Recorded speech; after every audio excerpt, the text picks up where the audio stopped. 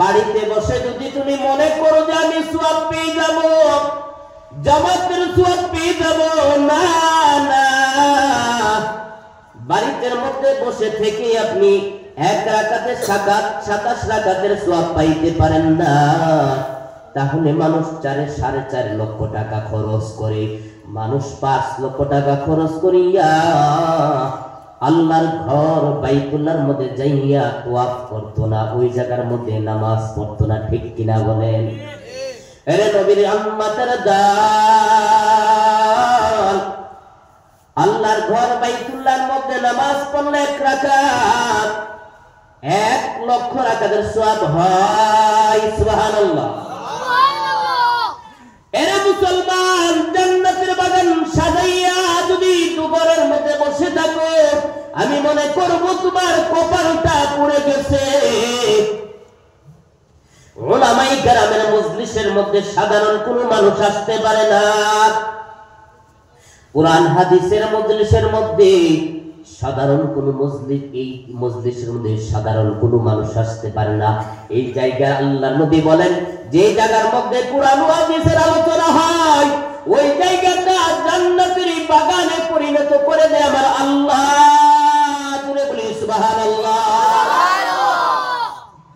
এই জান্নাতের বাগানের মধ্যে যারা আসবে তারা জান্নাতি ছাড়া আসতে পারে না। জান্নাতের মধ্যে জাহান্নামীরা কি প্রবেশ করবে বলেন? না না, জান্নাতের বাগানে জান্নাতীরাই আসে। এরে মুসলমান, এত বড় মাদ্রাসার এত বড় আয়োজন ওয়াজ মাহফিলের মধ্যে যদি তুমি বাড়িতে বসে থাকো, কত আল্লাহ ওয়ালারা আলোচনা করে গেছে। আবার হতে পারে ইলম নাই, আমল নাই, চেয়ারে বসার যোগ্যতাও নাই। উলামায়ে কেরামরা এখানে এসে আলোচনাগুলি করে গেছে। এ আল্লাহর গোলাম, অথচ তুমি বাড়ির মধ্যে বসে আছো। তুমি জানো কি কোন দিন যে তোমার আমার মালাকুল মউত আজরাইল সামনে আসিয়া যায়? ঠিক কিনা বলে? আরে নবীর উম্মতের দল,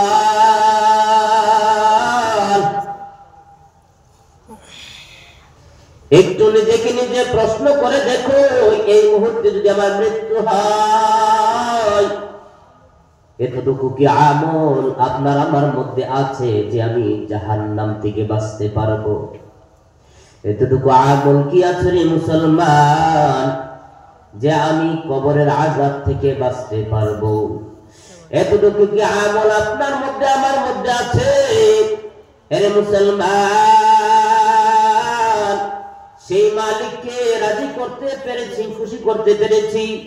নিজেকে নিজে একটু প্রশ্ন করে দেখেন, নিজেই উত্তর দিয়ে দিতে পারবেন, ফয়সালা নিজেই দিয়ে দিতে পারবেন। আরে মুসলমান, আজকে যদি আপনার মৃত্যু হইয়া যায়, আজকে বলতেছেন আপনি আমার ঘর, আমার টাকা, আমার পয়সা, আমার গাড়ি, আমার বাড়ি, আমি প্রশ্ন করতে চাই, যদি আপনার মৌত যদি হয়ে যায়, মৃত্যু যদি হইয়া যায়, বলুন তো দেখি, আপনার গাড়ি, আপনার বাড়ি, আপনার সম্পদ আপনার সাথে যাবে?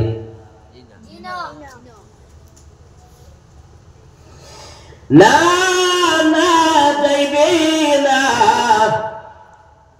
বরং আপনি যে খাটটা আপনি বানিয়েছেন বড় আশা করে, এই খাটের মধ্যে আপনার লাশটাকে বলে আমার স্বামী বড় আশা করে বানিয়েছেন, একটা রাত্র একটা দিন আমার স্বামীকে এই খাটের মধ্যে রেখে দিই, রাখবে কি? অথচ বক্স খাট বানিয়েছেন 50,000, 1 লক্ষ টাকা, 1.5 লক্ষ টাকা অর্ডার করে বানিয়েছেন। ওরে আল্লাহর গোলাম, নবীর উম্মতের দল, আপনার যদি মৃত্যু হইয়া যায়, এই খাটের মধ্যে আপনাকে রাখা হবে না।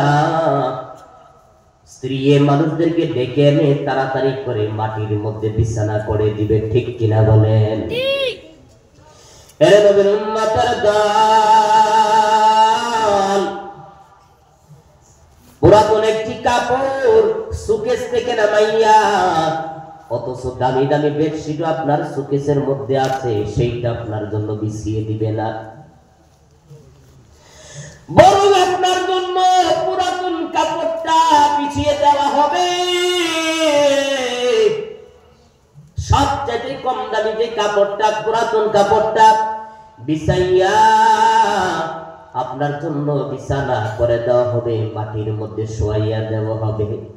রে আল্লাহর গোলাম, কিছুক্ষণ আগেও কিন্তু আপনি খাটের মালিক ছিলেন, ঠিক কিনা বলতেন? রে নবীর উম্মতের দল, এই খাট থেকে নামাইয়া আপনাকে এতিম বানাইয়া আপনাকে মুহূর্তের মধ্যে মাটির মধ্যে বিছানা করে দেওয়া হয়েছে। আপনার স্ত্রী আপনার সামনে যায় না, ভয় পায়। সন্তানের আপনার কাছে থাকে না, ভয় পায়। ভাই আপনার সামনে থাকে না, ভয় পায়। এরে মুসলমান, তারা কয়েকজন মিলে আপনার লাশটাকে পাহারা দেয়। একজন ব্যক্তি লাশের পাশে থাকে না, কারণ ভয় পায়।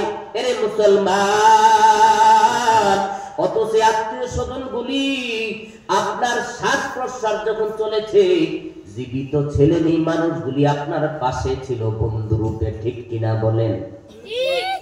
অথচ যখন আপনার প্রাণ বাইটা চলে গেছে, আর আপনার স্ত্রী আপনার পাশে নাই, বন্ধু আপনার পাশে নাই, বান্ধব পাশে নাই, আত্মীয় স্বজন কেউ নাই, কয়েকজনে মিলে মিলে আপনার লাশটাকে পাহারা দিতে আসেন, একা পাহারা দেয় না, ভয় পায়। এরে নবীর উম্মতের দল, আজকে বলতেছ আমার সব, আমার গাড়ি, আমার বাড়ি, আমার সম্পদ, এরে মুসলমান, কিছুই আপনার আমার সাথে যাবে না। সকলেই খালি হাতে অন্ধকার কবরে যেতে হবে। এরে মুসলমান, আজকে আমরা আল্লাহকে চিনি না, যে আল্লাহ আপনাকে আমাকে বানিয়েছে, সে আল্লাহকে দুনিয়ার মধ্যে এসে বলে গেছি। আমার আল্লাহ বলেন, ওয়ামা খালাকুতুল জিন্না ওয়াল ইনসা ইল্লা লিয়াবুদুন। আল্লাহু আকবার। এরে নবীর উম্মতের দল, আমার আল্লাহ বলে, আমি মানব জাতি জিন জাতিকে বানিয়েছি আমার ইবাদত গোলামি দাসত্ব করার জন্য। কিন্তু আজকে দুনিয়ার মধ্যে আসিয়া সে আল্লাহকে ভুলে আমরা আমাদের নিজেদের সম্পদের পেছনে দৌড়াচ্ছি। এর নবীর উম্মতের দল, কোন দিন যেন আপনার আমার সামনে মালাকুল মউত আসিয়া যায়, আমার আল্লাহ ধরে না, বললে কিন্তু ছাড়ে না। আল্লাহ বলেন, ইন্না বাতুশা রাব্বিকা লাশাদীদ। আল্লাহু আকবার। আমার আল্লাহ বলেন, আমার ধরা বড় কঠিন ধরা। আমি আল্লাহ কিন্তু ধরি না, যখন তোমার সময় শেষ হইয়া যাইবে ছাড়বেও না। আমার আল্লাহ বলেন, ইযা জাআ আজালুহুম ফালা يستأخرون ساعة ولا يستقدمون।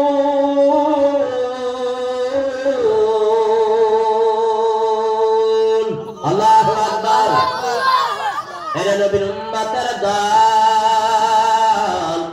আমার আল্লাহ বলেন, যার যখন মৃত্যুর সময় হয়ে যাবে, 1 মিনিটেরও সময় দেওয়া হইবে না, যে আজরাইল একটু সময় দাও, আমার ঘরটা বাকি রয়ে গেছে, বা ঘরটার মধ্যে 2টা দিন ঘুমাইয়া যাই। এরে আজরাইল একটু সময় দাও, আমার মেয়েটা বিবাহের বাকি রয়ে গেছে, আমার ছেলেটা বিবাহ করাইবো, পুত্রবধূ দেখবো, একটু সময় দাও দাও দাও দাও। বলেন তো দেখি দিবে কি? এরে মুসলমান, মানুষ যখন দুনিয়ার মধ্যে অপরাধ করে, অপরাধের জন্য পুলিশ আসিয়া তাকে একটা হ্যান্ডকাপ লাগায়, আর যখন আপনার আমার মৃত্যু হইয়া যাইবে এরে মুসলমান, তখন আপনাকে আমাকে 3টা বানের আসামি দিবে, ঠিক কিনা বলে? একটা দিবেন পায়ের দিকে বান, আরেকটা দিবেন মিডলে বান, আরেকটা দিবেন মাথার দিকে বান। মানুষ অপরাধ করলে একটা বান দেওয়া হয়, কিন্তু আপনাকে আমাকে 3টা বানের আসামি বানাইয়া আল্লাহ তাআলা কবরের মধ্যে ঢুকাইয়া দিবেন, ঠিক কিনা বলেন? কুল্লু নাফসিন যায়িকাতুল মাউত সুম্মা ইলাইনা তুরজাউন। আল্লাহু আকবার। মাউতু কাসিন কুল্লু নাফসিন শারিবু, মাউতু কাসিন কুল্লু নাফসিন শারিবু, কবরি বাইতিন কুল্লু নাফসিন দাখিলুন। হে আল্লাহর গোলাম, আমার আল্লাহ বলেন সকল প্রাণীকে মৃত্যুর স্বাদ গ্রহণ করিতে হইবে, আর আমার আল্লাহর দরবারে সকলকে ফিরে যেতে হবে। আজকে সম্পদের পেছনে দৌড়াইয়া কবরের কথা ভুলে গেছো। হে মুমিন, মুর্দার যখন কবরের মধ্যে রাখা হয়, মুর্দার চিৎকার করে করে বলতে থাকে, হে আল্লাহ, মনে হয় 3টা মানুষ যারা আমার কবরের মধ্যে নেমেছে তারা হয়তো আমার কবরের সাথী হবে। যখন কবর মধ্যে বিসমিল্লাহি আলা মিল্লাতি রাসূলিল্লাহ বলে রাখিয়া দিয়া যখন আস্তে আস্তে করে বাঁশগুলি দিয়ে দেওয়া হয়, জায়গাটা সংকীর্ণ হইয়া যায়, তখন 3টা মানুষ লাফ মারিয়া যখন চলে আসে, মুর্দার আল্লাহর দরবারে চিৎকার করতে থাকি, হে তো মালিক, হে গো আল্লাহ, লক্ষ্য করে দেখো আল্লাহ, আয় আল্লাহ, আমি কার জন্য মিথ্যা কথা বলে বলে সম্পদ জুড়াইলাম? আল্লাহ, কার জন্য আমি আল্লাহ মিথ্যা কথা বলে বলে আল্লাহ সম্পদ জুড়াইলাম? কার জন্য আল্লাহ আমি বাড়ি কিনেছি? আল্লাহ, কার জন্য আমি বক্স কাট বানাইলাম? আল্লাহ, লক্ষ্য করে দেখো আমার সাথে আজকে কেউ নাই গো আল্লাহ। হে গো মালিক, আল্লাহ, তুমি আল্লাহ ব্যতীত আমার আর কেউ আপন নাই।